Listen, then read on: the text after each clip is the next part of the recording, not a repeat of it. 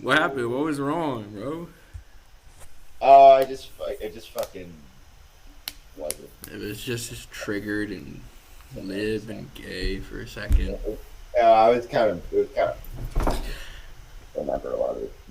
I could password and shit. Yeah. But then it was like, this shit doesn't exist. I was like, what? I'm glad you Like, got on. yeah. I was about to crash out. I was like, I really learned live streaming, and this dickhead just doesn't know how to log on to his email. I don't know why. Like, had me like hold this long ass password, and like, I was like, cool. It was like, oh, we'll make a password that's strong as fuck. And, Oh, yeah. Like, no one will be able to like hack in. And then I'm like, all right, sweet. And then they made that password for me, and then like, fucking, I go to log on, and it's like, so what's your password, buddy? I'm like, dude, I thought you know. I thought you knew. Like, Did you made save for it? me. Did you save it in the password manager? I thought I did, yeah. Damn, but it just didn't come up. No. Yeah, I never use those because they're like too good that I'm like, unless I like write that shit down somewhere, I'm not gonna fucking ever remember that.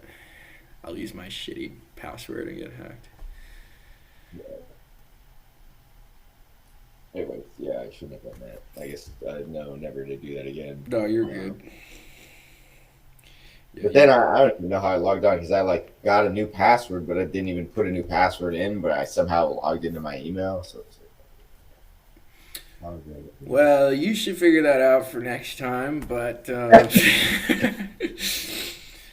Death and Narratives podcast episode 5, we're live, probably with 0 viewers, but first live stream, pretty epic. I think it's working. I looked at it on my phone. It's kind of working. So OBS is going. Pretty interesting learning that. And my internet is trash, so it might be a little shitty, a little pixelated, but yeah, we're fucking making it happen.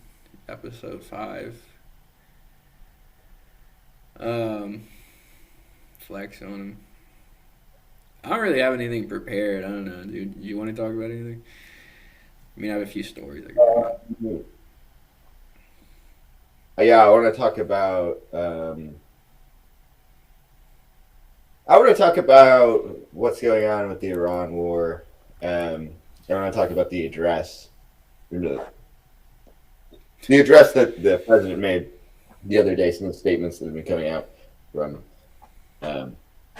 our, America's Our useless president. most. Most confused president. It's hard to say he's even. I mean, I'm not. I am talking about Donald Trump, not Benjamin Netanyahu, the formal president of the United States. Just to be clear, I wanted to talk about some of the things that are happening and the statements that he's making about how this war is going to end and they're ready to withdraw. Which I think it's a fundamentally it's a hilarious statement. It is. I mean, it's as if someone was in the street having the shit beat out of them in like a headlock, and they just they're there and they're saying, yeah, like, actually, I'm done kicking your ass now. So, like, I'm gonna end this fight right now. And I think just fundamentally, they don't get to make that decision. So I just wanted to clear that up and say, like, oh, it's really weird seeing the markets start to react when Trump says, like, well, we're going to end the war. They don't have the power to end this war anymore. I mean, they have to, they're in it for the long run. It's not up to them. They started it. They can't end it, though. Yeah. The Iranians are the ones that are dictating the terms, and it's the Iranians that have the power to end this. So I just They wanted have to, escalation dominance, and we don't. But it's like we can't admit that we don't. So we're just kind of like spewing.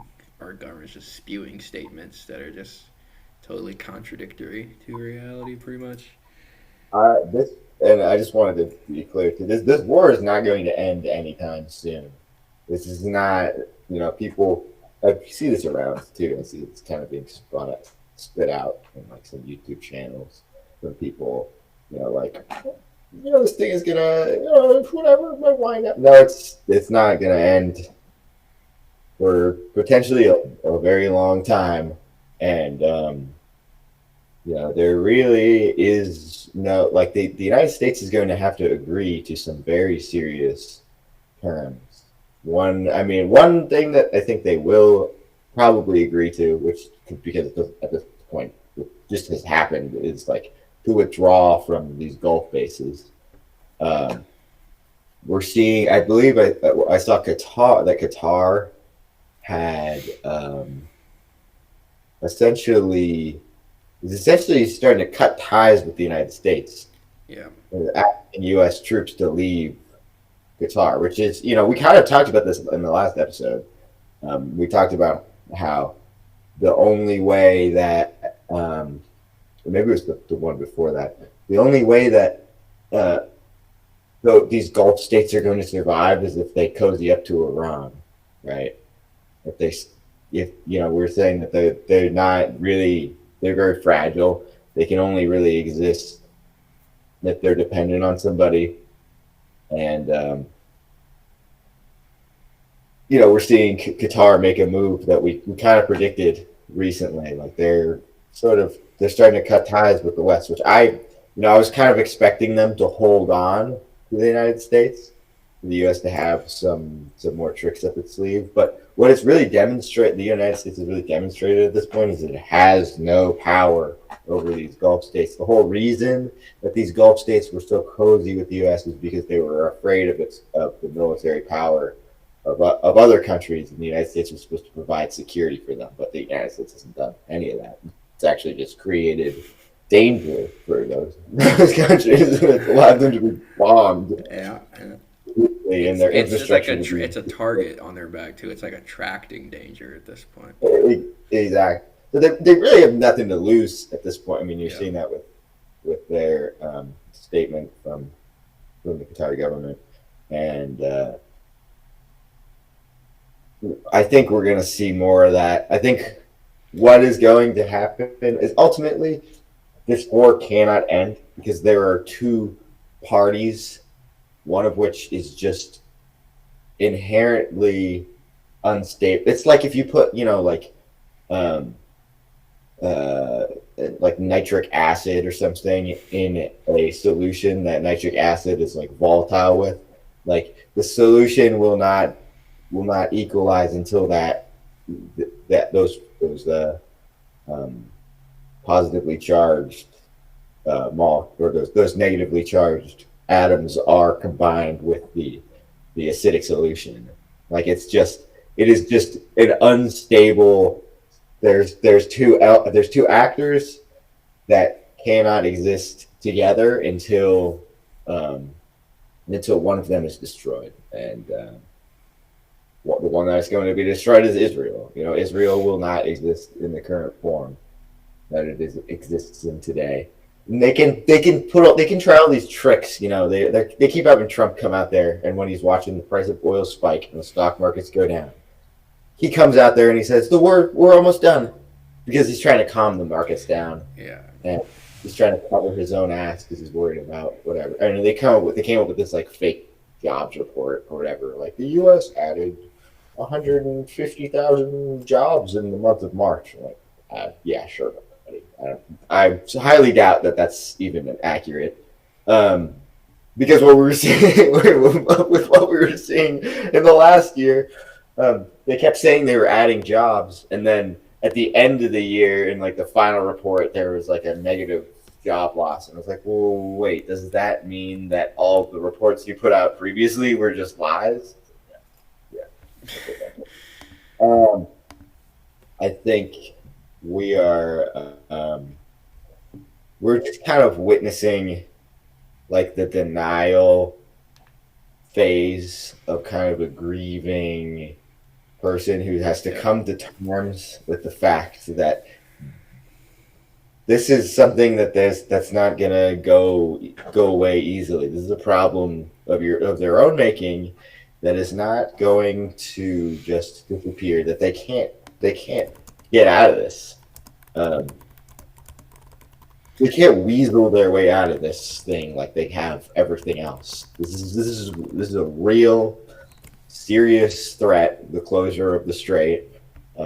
They're not gonna. It's not gonna be open for a long time until the Iranians get what they're asking for, which is what I mean. They're asking for things like reparations. The U.S. is going to have to pay them money for them to open this, and um, Trump doesn't. They can ask for whatever they want. But realistically, the U.S. at a certain point will get their terms. They will get their terms because they have a winning position. They are so dominant in this conflict. They're so strategically dominant. It doesn't matter how much the US bombs them. They could blow up every building in Iran and Iran would still win this conflict. um, so I think we're kind of just at the stage of um, these idiots who started this thing. They didn't know what they were getting themselves into at all. It's really fundamentally astonishing to see um, people who have no excuse for not knowing better getting themselves into a position that is just where they've completely defeated themselves Yeah. and they're being defeated. Um, Yeah, I think there's an interesting divide between the Gulf countries, particularly Qatar and Oman, who Oman is not as oil rich as the other ones are, so they actually have to work. So those people aren't as detached from reality as the Emiratis are or the Saudis are, and Oman has traditionally been sort of the diplomatic bridge between Palestinians and Israelis, Iranians and the Americans. Um, so I think Qatar and Oman, they are seeing which way the wind is blowing, and they're starting to hedge their bets and start to recede from the West and um, accede to Iran. Will that happen in UAE, the Emiratis? Will that happen in Saudi Arabia? I think there's a sort of that's an more of an open question. Right now, they have these rulers, MBZ, Mohammed bin Zayed, of the Emirates, who is ghoulish, and then you have MBS um, in Saudi Arabia, who is also ghoulish, but I think has had a little bit more tact in doing the Turkey strategy, sort of doing the India, playing both sides a little bit. But they both seem to be quite aggravated with Iran based on some of their statements, especially MBZ in the Emirates. Um, but that's a quite volatile situation for them because, like you said, that just means that their government, if they continue to be that way, will not continue to exist. And so, what does that mean for the UAE? I mean, I think that means Saudi Arabia is such a large landmass. I don't know if that country will necessarily go away the way UAE could, be absorbed by Saudi Arabia or Qatar or other neighbors. Certainly, I think Bahrain, I think we predicted this last episode, I think Bahrain will become part of Iran. I think Kuwait will become a part of Iraq. I think they're just too small and their governments are too irrelevant and they're too unpopular. And they are doubling down um, almost even more than like the Saudis are to the Emirati level where they're repressing their own Shia populations, and it just is not. And they're also getting attacked by Iran, and they have no way to fight back, and the U.S. is completely gone. There's really simply no way to um, continue that realistically. And I think these people are the same people that run things in the West. That's the thing that people have to get through their head. Um, Maybe Qatar and Oman, especially Yemen, is also different. I mean, they're part of the axis of resistance, but they are kind of a Gulf nation in a way. Um, but those people maybe are a little different. But the Emiratis, the Bahrainis, at least the people who rule them, Kuwaiti government, Kuwaiti ruling coalition regime, Saudi ruling regime, the families, I mean, they're just royal families. Much like the royal families of Europe and much like the oligarchs of the West are a part of the Epstein class. Um, and so they think like them and they're on that team. Like, if you think about the infamous email, the did you get the torture video email from the Epstein email leaks? Or not leaks, I guess, disclosures. Who was that from? That was from a guy named Sultan bin Suleiman, and he's like a pretty infamous Dubai businessman. Not from Yemen, not from Iran, you know, not even from Oman, from a Dubai guy. So I think that's those are the sort of people. They are the same people as Jeffrey Epstein, as Benjamin Netanyahu, as Donald Trump. Um, they are in the same circles and they do the same things. So it's going to be hard for them to backtrack. There are certain governments in the Gulf who are maybe playing sides and seeing which way is just going to be better for them. They will have a better chance for survival. The people who are implicated in this, um, I don't really see them coming out in any way, and that's good. I'm glad that that's.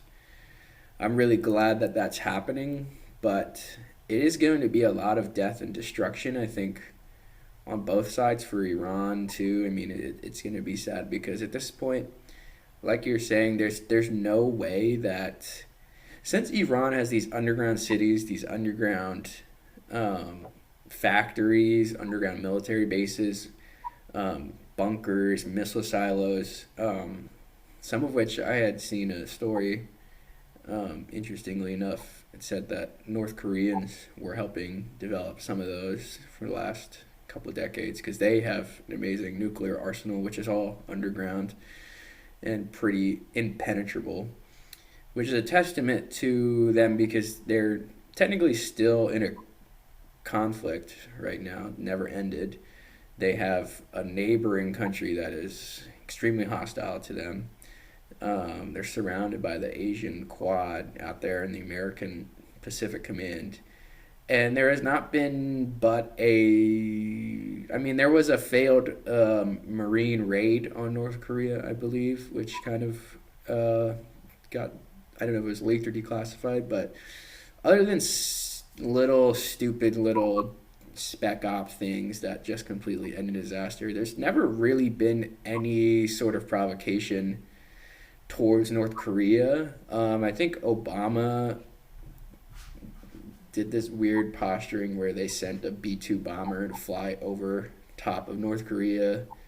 It didn't do anything, it just flew over, and he was like, yeah, look at what we could have done. And it's like, yeah, well, you could have started nuclear Armageddon, so nice, you know, but you didn't because they could have fired back, so you're dumb, you know. So but that, I mean, that's a testament to, unfortunately, nuclear deterrence, because it's bad for nuclear proliferation. But at this point, at this stage in the game in geopolitics, nuclear deterrence, and Iran specifically, Ayatollah Khamenei, issued a fatwa against that because they don't like nuclear weapons, because they like life, But now it's come to this point where it's like they can do as much damage as you could with a huge arsenal of medium range ballistic weapons, except they're not nuclear tipped. So we have this really weird situation now that sort of mirrors the Ukrainian situation. I think we discussed about this last time too, but like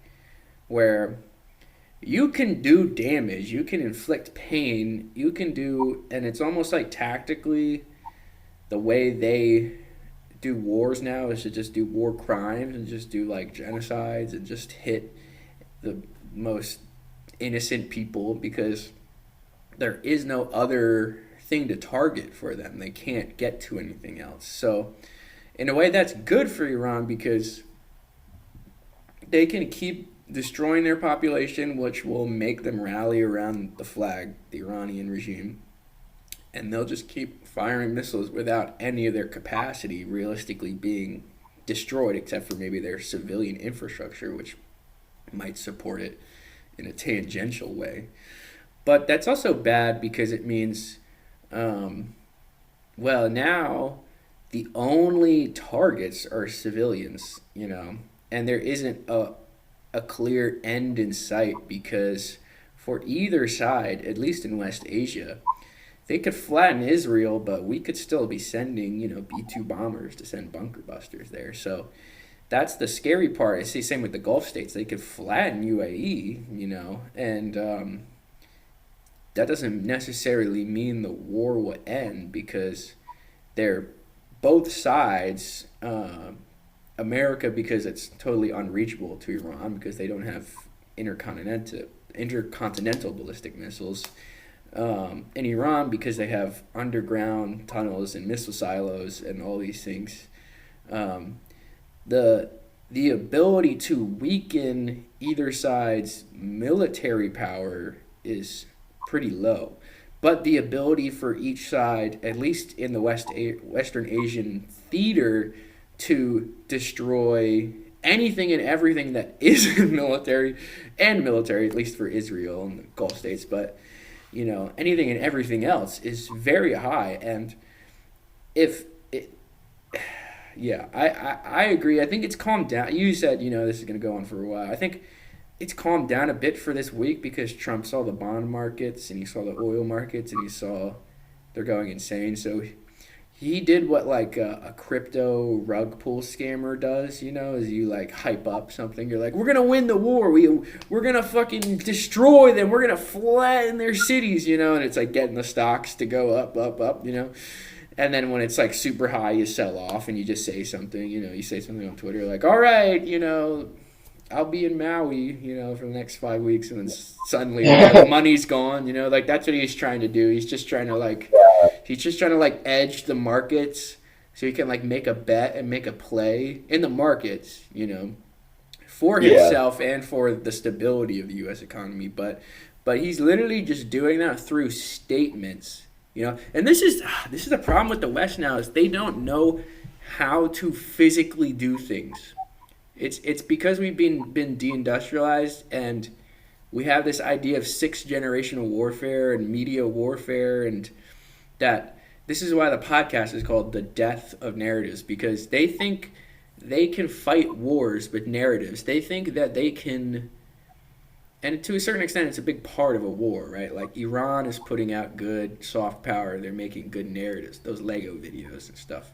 It makes people believe in the Iranian project, and so it makes them act and do things because they believe in that. But if you just put out statements, if you just say things, if you just put out press releases and memes and movies, and you think that is reality, that's changing reality, that is how you do things in the real world, that physically change things, that's delusional. They think that they can prop an economy up by putting out statements on Twitter and Truth Social. I mean, it's crazy. It's like you said, it's the 7 stages of grief. I have it here.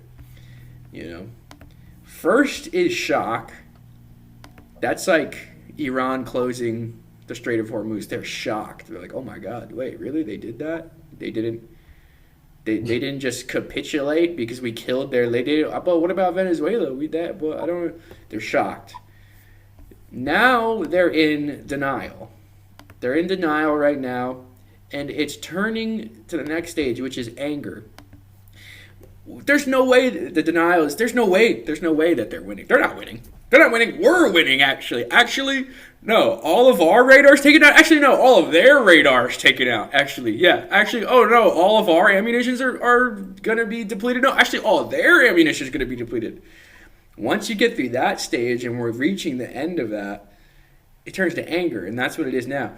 Um, Oh, there's no way we can open the Strait of Hormuz? How about we destroy all your bridges, every school, every hospital? We're going to bomb it all to the Stone Age. That's what he said, right? To the Stone Ages. That's anger. Then there's bargaining, which is also happening a little bit, which will start to come in. Hey, okay, what if we just lift a little bit of sanctions? We'll lift some more sanctions. How about you just like stop? We'll just do a tit for tat strike, and then we'll call it a day, like we did with the Yemen or something. That'll start happening more and more. It's already happening a little bit. The Iranians are saying, no, we're not going to do that. Then depression, which will be what our economy is in.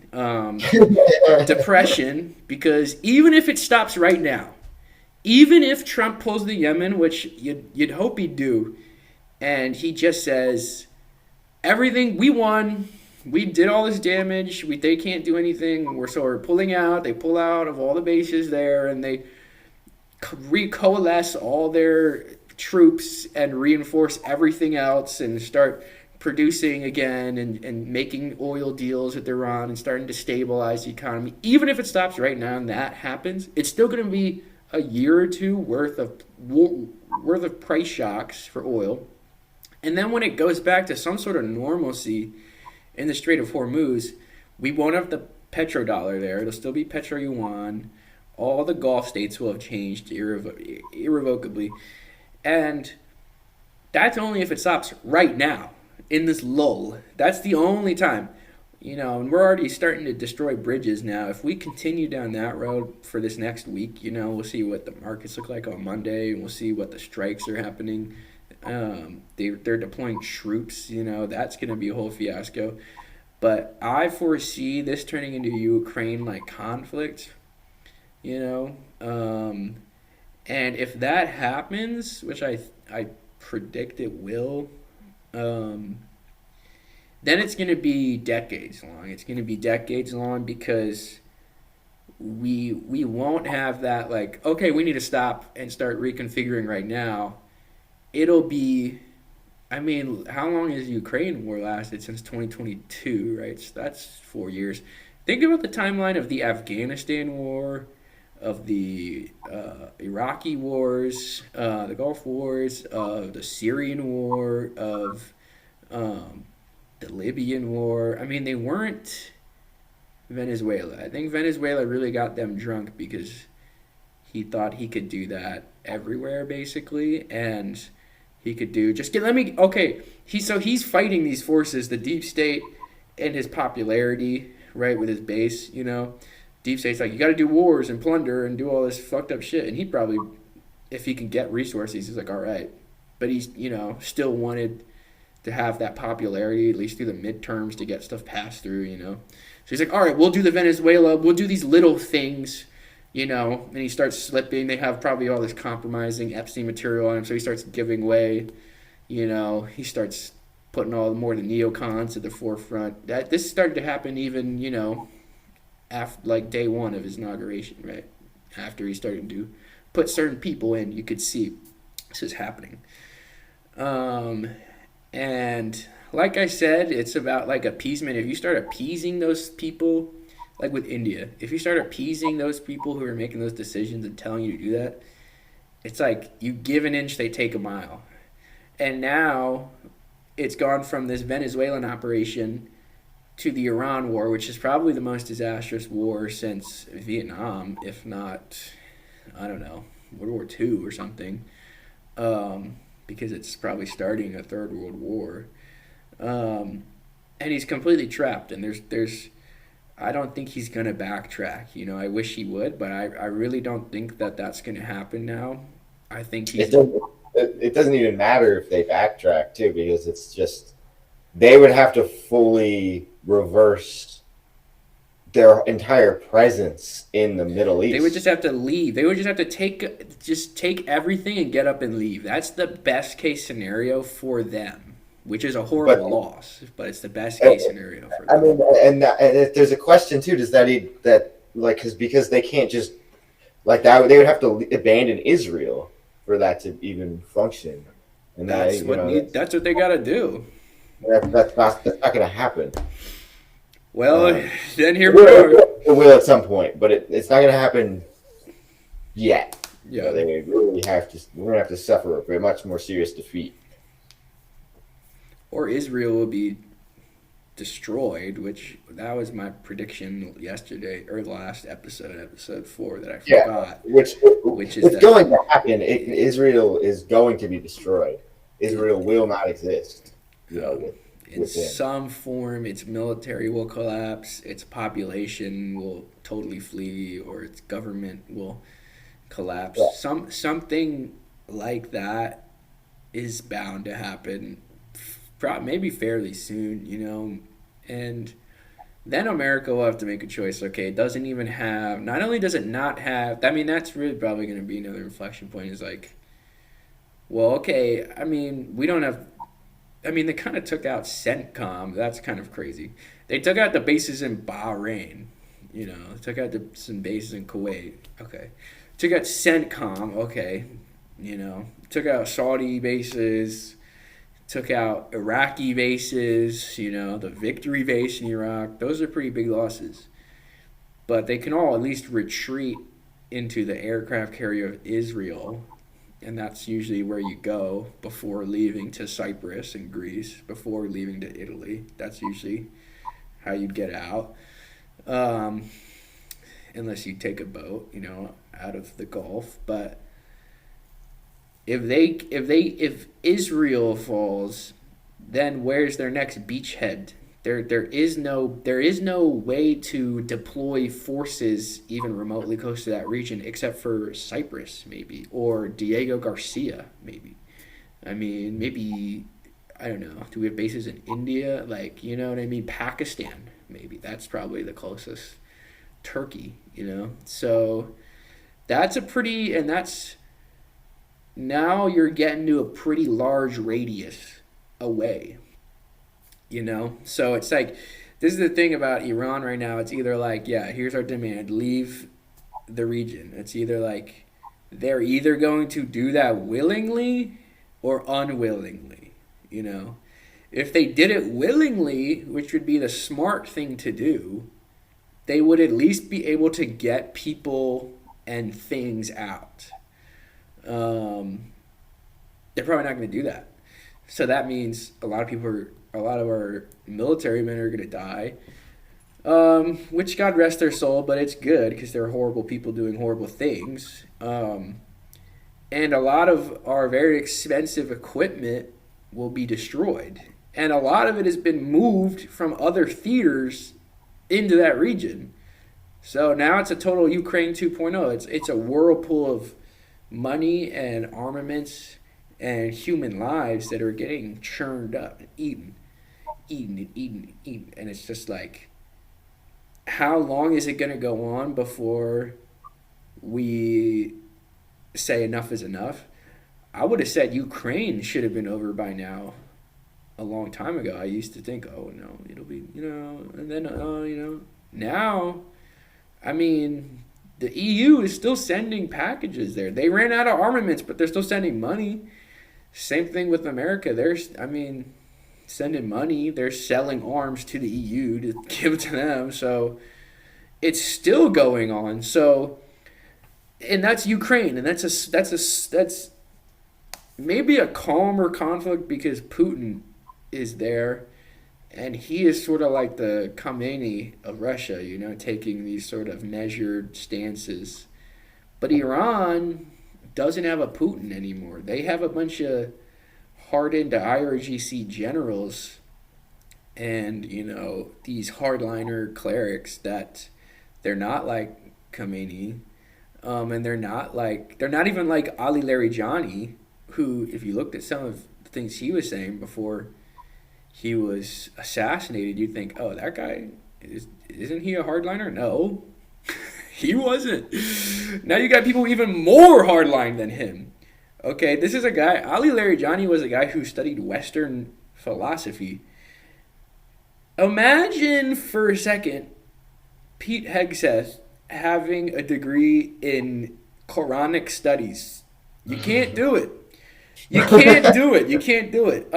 If he did, he might be a little bit more diplomatic and less unhinged. Okay, right?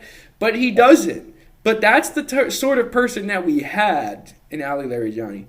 Now you got a young. This is the thing. You keep killing these people.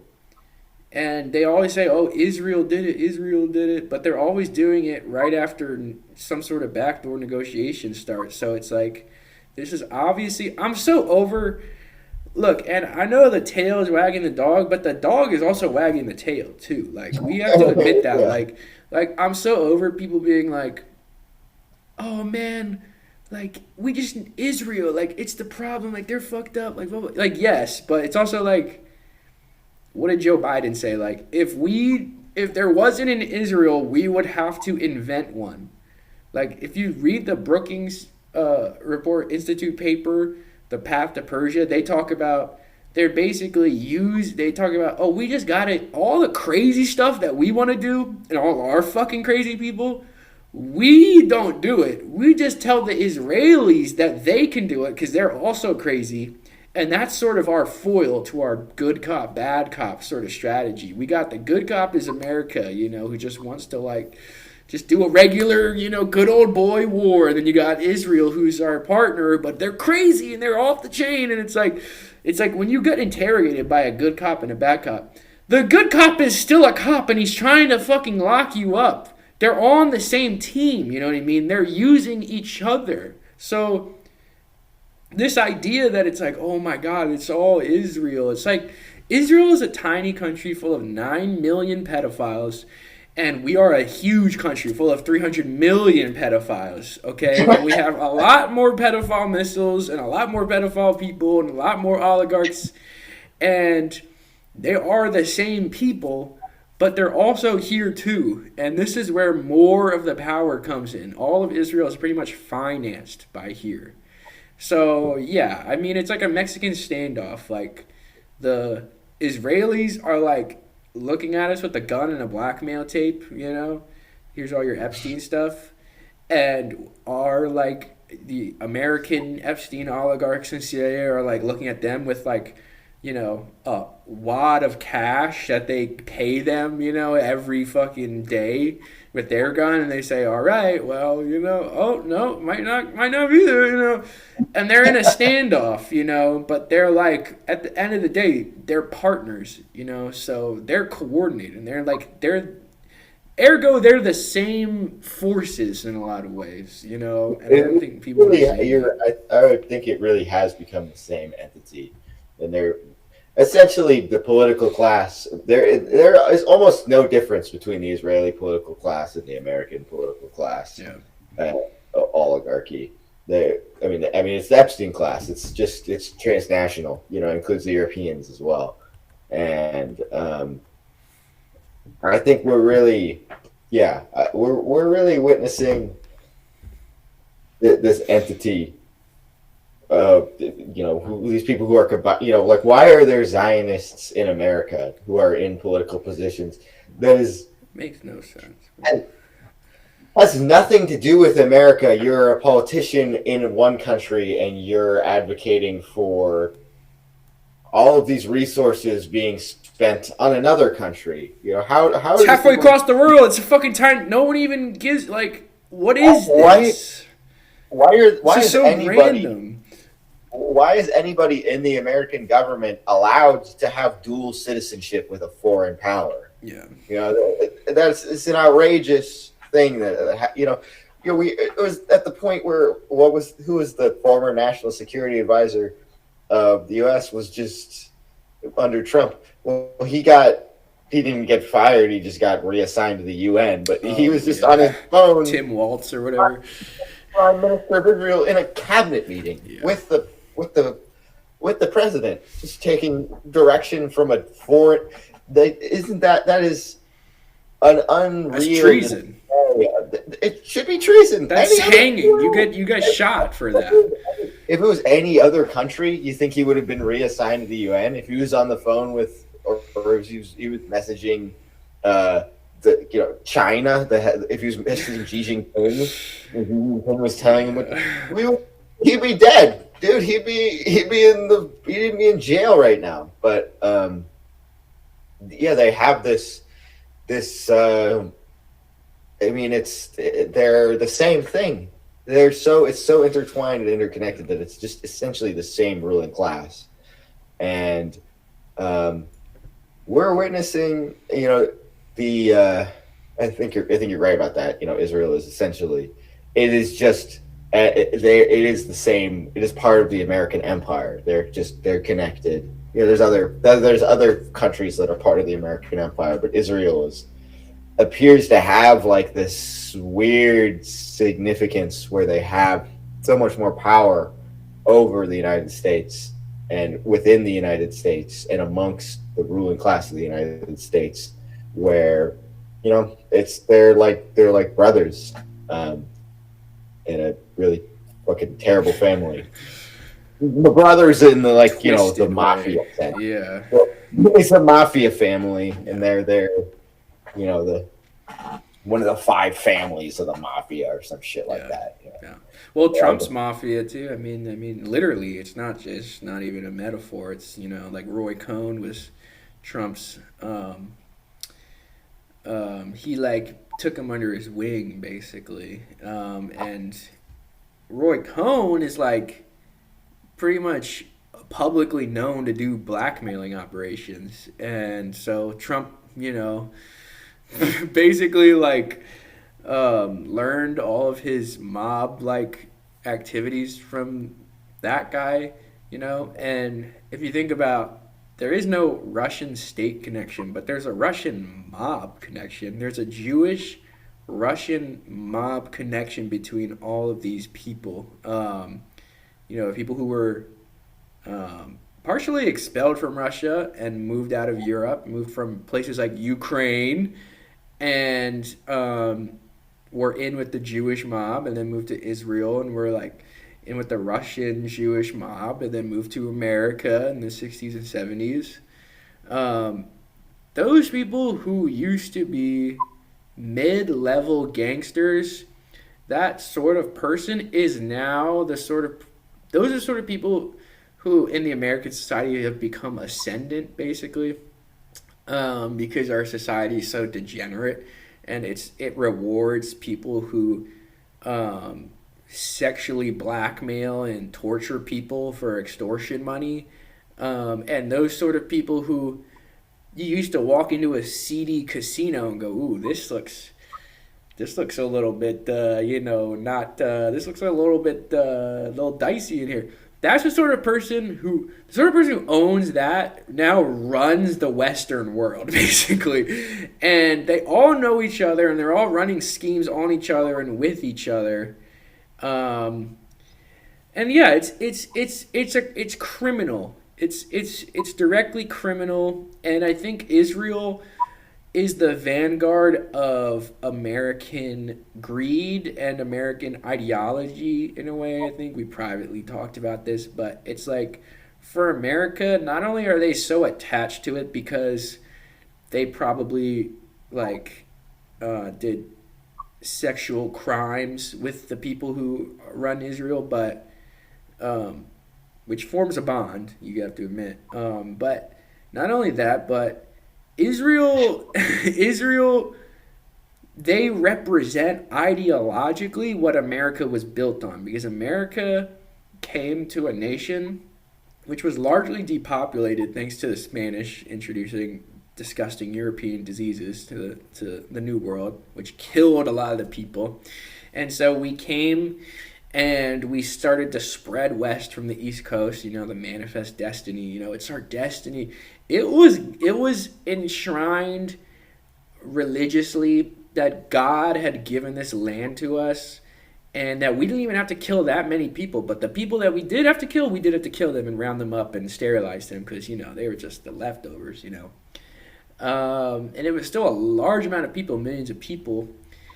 And so there is a double valence in America. There is the fact that we were immigrants and refugees looking for freedom to fight a feudal British Empire, and we destroyed them, and we're fighting against them taxing us and yada yada yada. And I think that's amazing. And we wrote the Constitution, which is what every other fucking countries, but we made countries. Like, people don't really realize that, like.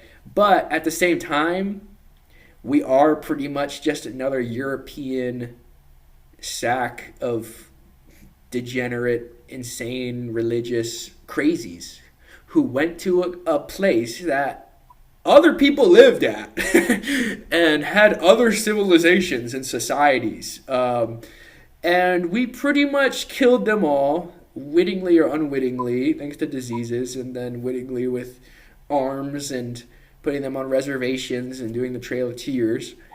And it was so beneficial and prosperous for us, that amount of land that we got from that, the amount of resources that we got, and then later slavery.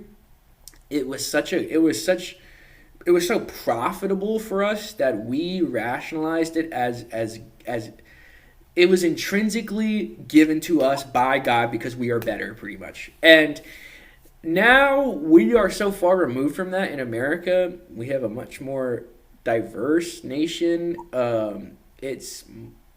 We've pretty much killed a lot of the people who are in our way in at least the lower 48 states. And the place that is happening now over almost any other place is Israel. And so I think there is a sort of ideological grip that's held on American politicians, because the way that we have captured power, the way that our country was founded, is on the things that Israel is doing right now. So if Israel is seen as illegitimate, not only does that mean that Israel is illegitimate and that the South Africans were illegitimate, it also means that most of the European powers were illegitimate, and America is illegitimate currently. And these people don't just go away. Ursula von der Leyen is related to Nazis. The Canadian Parliament had a Nazi speak in their parliament, and they gave him 2 standing ovations. Who is it? Victoria Freeland or whatever, one of the former Canadian politicians. Her grandfather wrote a Nazi newspaper. So these are the same people who do these insane genocidal imperial aggressions that Europe and America has been founded on and doing. It's not like they went away and we have some new sort of liberal weird amalgamation of things that have tried to... No, they're the same people, and they're trying to, on the face, look different and look, humanitarian and different and rebrand imperialism. But they're the same people. So if Israel falls, they get delegitimized by proxy. So it's huge for them, because it's sort of like Las Vegas. Las Vegas is like the promise of the American West. You go out somewhere, you travel through the desert to do this insane journey, but once you get there, you can gamble, you can fuck whores, you can do, drugs, anything that money can pay, anything that money can buy for, you can get it there. And you can leave, and, what happens in Vegas stays, we don't really talk about that. We go back to regular, that's what Israel is, I think, realistically, for the Western world. It's like, you go to Israel to outsource, your Western Asia imperialistic notions. That's what the British did with Israel. You outsource it to them. You go there like it's Vegas, and you gamble on fucking, let's break this nation up. Let's see if we can get Iran. Let's see, we get Lebanon. We can, normalize relations with Saudi Arabia. We can do this, that, the third. And you do all these debaucherous things. But you do it in Israel so that you're not doing it in Washington, D.C. You come back home to Washington, you'd be like, that was crazy, but no one's ever going to talk about that ever again, right? So that's what Israel is to us. But, Las Vegas is in America. And I think Tel Aviv is spiritually too. People in the swamp call it the 51st state. That's what they call it, right? Like if you've been to DC and you talk to like the freaks down there, the aides and stuff, I can do that. I've done that. I'm from Baltimore. You go down there, you just start talking to people. That's what they call it, the 51st state. Not Puerto Rico, So that's how close it is. And I was saying this refrain, and I think it's really important that we're doing this podcast because we're two young Americans who are seeing the collapse and our disillusionment with America. Because, I certainly grew up with a certain level of development that pretty much unparalleled to 99.999% of people around the world. And I went to school to become a computer programmer, which is pretty much tacitly, I believed in the American project by doing that and being in those spaces, But I also grew up very close to DC, the imperial rot there, and the ruling classes. I went to these elite prep schools, and I saw these people, and I know these people, and really Drexel University, which we both went to for a time, seeing higher ed. Once it got to that point for me, that's when I really realized that America is Israel just the size of China, basically. That's what America is. And if you think about it, there are people in Israel who are great, nice people, Not all of them, but there are some of them there. There's some that are actual on the left, some of them that are actually, I'm not going to get drafted because I believe in real Judaism, which says to not commit war, and I'm going to protest against that. And there's normal people in Israel, a few of them. And there's people in Israel who are liberal Zionists, but they think that they're just regular people. They think what they think is normal and that, the government's crazy, but not me, And you come to America, and that's a lot of people. A lot of people vote for the people who are in power, and they think, they're going crazy right now. But that's not me. I just do my job. I just work at Northrop Grumman. Get my nice apartment, and just do. There's the cognitive dissonance there, and the reality is, it is Israel just on a large scale, and I'm becoming more and more disillusioned with this country day by day. Not that there isn't beautiful landscapes and amazing people and a certain history that is admirable to it.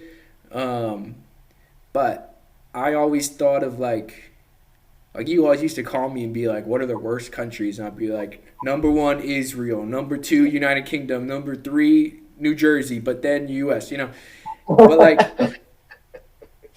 I always thought like, Israel's like the worst of the worst, but it's almost like Israel's the worst of like our worst. You know what I mean? And it's like a part of us, and we are it.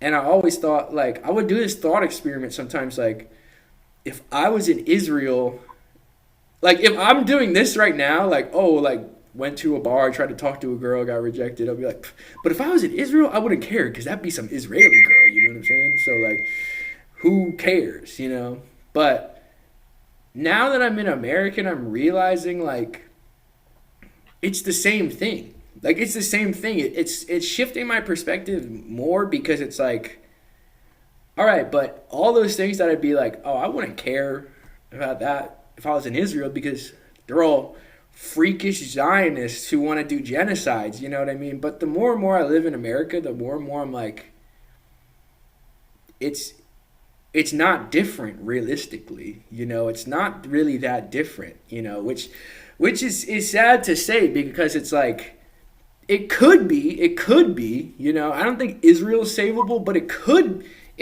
be something here. We have a history, we could make a new narrative, we could have this death of his own narrative, make a new narrative, that's what, Bernie was trying to be maybe, but or not really, but what he proposed, but we didn't go that route, and now it just feels like we're tumbling and tumbling and tumbling into something more and more um, worse, more and more radical, and it sucks to see that because I don't want to move. I don't want to become a refugee. You know what I mean? Like nobody does, but like and there are good people here. Like I was talking to you. Like there's a guy who works here at this farm, Ken, who just started like talking about how like, oh yeah, Bill Gates owns all the farmland. I was like, yeah, like you're right, like that's cool. And then he's talking about William Barr and Robert Maxwell, and he actually knows the things that we talk about, which if you live in America, no one knows these things that we talk about, which is also the scary part. They just like watch Netflix, and like sports, and like go to the gym and like don't do anything else, and they think that's their whole world. And like, oh, the gas is crazy though, but they don't think about any of these things. So that was like insane because besides you, realistically, I don't think I've ever met anyone else that's fully known had the analysis or the things we understand, And then it was a day or two later, this guy Kevin who does carpentry stuff for us here, he was just fixing like a door jamb or something, and he was like listening to something, and I was like in there getting something, and I was like, whoa, is that? I was listening to what he was listening to, and it was like, it sounded like Larry Wilkerson. I was like, is that Larry Wilkerson? Like that's kind of. And he was like, oh yeah, it is. He's good, right? Yeah. I was like, he's great. Yeah. He's like, yeah, the old guys, they know, the old guys. I was like, damn. So what? That Iran war is crazy. He was like, yeah, And then he just kept going on, and we just had like a whole conversation. So I think that was cool. That was really cool to see for me because it was like, now it feels like this is what I've been saying is that we need to feel pain. We need to feel, not Iran.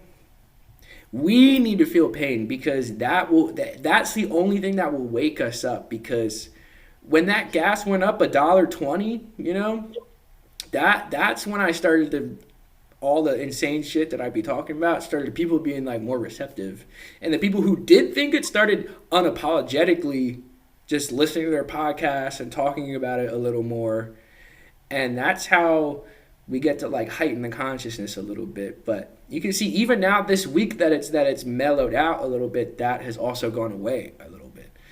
But I don't know. That's the only thing that's been like, if we could have a sustained crisis that isn't too insane and we could form a political movement off of that, maybe there's chance, But if it just slowly degrades over time and just gets more and more chaotic, that's what scares me in America, I think, yeah. I mean, it will also slowly degrade, I think, and that's I think that's definitely a certainty. As well as there will be periods where it degrades very quickly. I think we haven't seen nearly the collapse we're going to see in the stock market and in the economy. They're really pushing the precipice right now. It could continue on pushing this precipice for if there's one thing they're good at, it is delaying crises. It's putting crises off for a long time. Eventually, reality becomes too much for the system to handle. I really like the idea that America can't really let Israel collapse in sort of a storyline, sort of mythology setting, like because Israel and America are both settler colonies, and it is interesting. Like at the end of the day, what is the justification for law in America when it's a settler colony and it belonged to other people with different laws? We go through this like in our educational process. Oh, we did like this genocide and it's terrible and it probably wasn't really very just or fair, et cetera, et cetera. But at the end of the day, the justification is, well, that's just the way it is, you know. Hopefully, it's might makes might makes the Rule of the government jungle. the government that's in power today is the government that will be in power because it's powerful. It's a system of power based justice, and you know, if that's the same thing in Israel, right? It's a system. Well, the Israelis are there. They are already there already. They're ordained to be there for some reason. But in any case, they're already there, so they can't leave. So they deserve to be able to make the laws in that region and to rule that region. But if you know it collapses, that does put that all into question. Where it's like, well, you know, might makes right. Well, you're looking hella small today, my guy. Yeah. You ain't looking so big anymore. I don't know if your laws really mean too much. Yeah. What's your justification now? You know, if that's really the law of the land, might makes right. Well, you're not so big anymore. You know, who's to say your rules are even gonna be what somebody else bigger should make the rules then? And I think that you know, it's a mentality of imperialism, right? This isn't necessarily human nature. If you grow up in the West, you think it's like human nature, but it's a mentality of imperialism and rule by violence and rule by power and the winner. You know, in the West, there's a big you know, we're kind of taught that the winner takes everything. If you just win, it doesn't really fucking matter how you won. Yeah. It's just that you won. It's not a normal way of thinking for human beings. I think if we were back in, I mean, I don't even think apes really really look like that. You know, back if we were fucking shrimp or something, yeah. Like that kind of behavior. You know, it's fun. I find it funny. Like Jordan Peterson used to go, the social dominance hierarchy. Would like quote these studies based on like lobsters or whatever the fuck, and it's like lobsters don't even have a brain, my guy. Why are you trying to make us more like say we're more like lobsters? We're capable of logic and reason. I think we can be a little bit better than lobsters. Yeah. Strange theory that you're trying to push on how we should act. But this is the philosophy of imperialism in general. Like this is how every empire justifies it comes up with some fantastical rationalization for how the British, we should run these other societies because we're civilized. We live in our own shit and smell and are disgusting and spread disease between each other and oppress our working class and make them work in factories and don't let them have anything. And we're really the peak of human existence, so we should go around and tell these other people how to live. Oh, you poor black people in South Africa with your freedom and your self-determinism. No. You must carry me around on a litter and mine gold and diamonds for me. That's a civilized society. You know, and they come up with these ridiculous, you know, in Rome never fought a war in their own political theater. They never fought a war for imperialism. It was always for defense. Every single war, it was self-defense. We had to do it because they were going to come kill us. Every single war. And they fought, I think, they fought a war against the Greeks in southern Italy, Pyrrhus, the king. And they fought like back-to-back wars. Before that, it was the Samnites, and after that, very quickly, there was a war with Carthage, the other large empire. And right after that, there was a war against Macedonia. And each time, there was a rationalization. We gotta go. You know, and to the point where the third one after I think it was like the second war with Carthage, where they had completely obliterated Carthaginian control of the Mediterranean. They pushed for this war in Macedonia, saying, "Look, the Macedonians, they're getting their military is powerful. We have to do it." And the plebiscite who was there was like, "What the fuck are you talking about?" But the ruling class just sort of like rammed it through the legislature system, and they didn't even get a chance to veto it or to, it was sort of like an illegal maneuver inside their own system. And they did it. They went to war, and they continued their expansion process, which was extremely hostile. It was not defensive. Looking back on it, we have all of this historical literature. Maybe there's a couple earlier wars that could be rationalized, but they were not defensive wars. And Rome was able to maintain this sort of illusion of a just system through their stories by essentially their type of imperialism was a little bit closer to the American system of imperialism. Like, you look at Rome on the map or whatever these days, and it's like, wow, okay, they had all these provinces. It was one political system. It was one political entity. But essentially, Rome was not really like one entire political entity. It was a little bit more loose. In that, initially, the concept of imperialism was just, we decide what happens with your foreign policy. Maybe you pay us money, and we will protect you, but you get to decide what happens in your own country. So it's like a little bit more like, South Korea and the United States, the relationship there, or Japan and the United States, or or Israel and the United States, or all these other various countries like Taiwan, which is not a country. It is a part of one island that is part of China, but the U.S. Republic that has been allowed to survive because of U.S. intervention for 100 years. So I think we see that these narratives and these justifications for what is a system that is not just, it is unjust. It is the opposite of justice.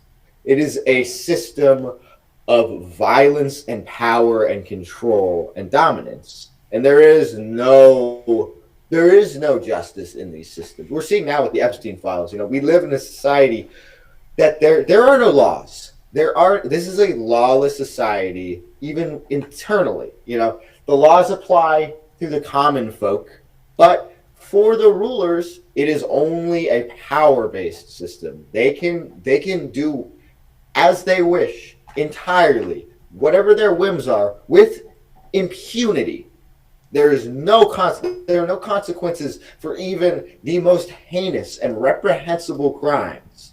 They can do whatever they want. And if that system of power breaks down, the anxiety grows within these people who run the society, who have done these horrible things, and they know that they only have control because of the power that they have at this moment. What's the problem with having momentary power, though? It's fleeting. It is not something you can store. It's not something that you can capture. You can create a system to support it, but it's not something that is deterministic. It is not set into stone. It's not going to flow into the future forever. It's literally well, maybe literally is the wrong word for that. It's a figurative system that exists based on the mindsets of everybody around you, and you may have created these structures that support those mindsets, the economic system, or the information system, which is one of their essential forms of control at this point. But when those systems start to dissolve, those people who've committed all of these crimes and who have no justification. They have no justification. If anything, there's more than enough evidence that they are unjust rulers. That puts them in a position where their futures are very tenuous. You know, realistically, what have they created? They've created a working class in America that is so beaten down and abused that they support their corporate masters out of habit, and essentially there are no systems for them to revolt. But what does abuse do? It creates resentment and anger and bitterness, and that is churning in America like a massive brew in the unconscious of minds of the